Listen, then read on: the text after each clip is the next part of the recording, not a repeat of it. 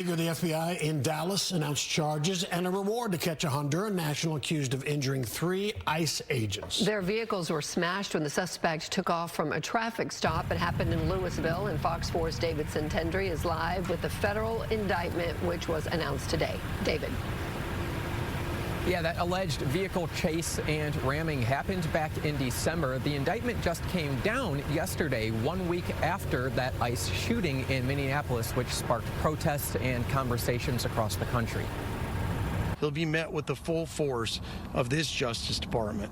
Hersan Lopez Sanchez indicted on federal charges after allegedly ramming into multiple vehicles carrying ICE officers who were attempting to pull over the 28-year-old Honduran national on December 1st. Fleeing from the police or obstructing their enforcement isn't acceptable, and we will not stand for it.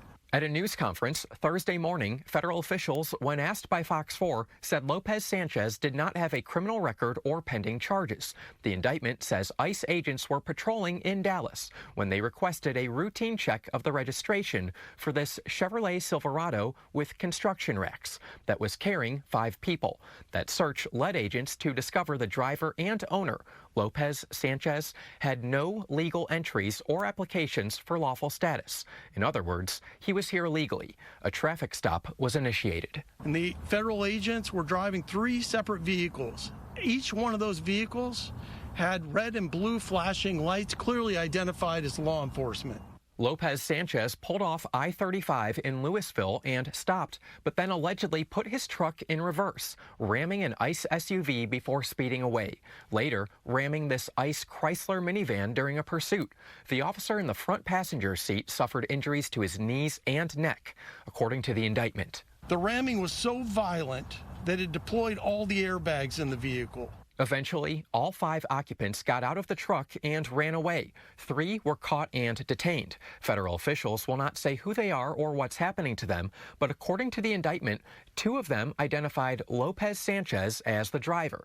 The FBI now offering a $15,000 reward for information leading to his arrest. This is an active fugitive investigation where we are committed to finding and bringing Lopez Sanchez into custody so that he may face justice. The deadly shooting of Renee Good in Minneapolis has sparked protests and scrutiny of ICE's enforcement tactics, including here in Dallas. We're trying to make the community safer. We spoke with Robert Cerna, acting director of ICE's Dallas field office. He says since October, ICE Dallas has arrested more than 10,000 people. About 80% of them have a criminal conviction or they've been charged with a criminal offense, and some have final orders for removal.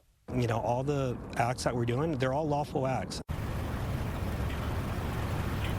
When asked, Cerna would not describe what ICE Dallas's working relationship is with Dallas Police Department, just saying that they have a good working relationship with all of the police agencies and law enforcement agencies within its jurisdiction. That covers about 200 counties in Texas and up into Oklahoma. Remember, Dallas Police Department has been under a bit of scrutiny because its police chief would not release data highlighting how much and how often it works with ICE. Its police oversight board requested that information, but the chief says he's not going to provide it, citing public safety to its officers.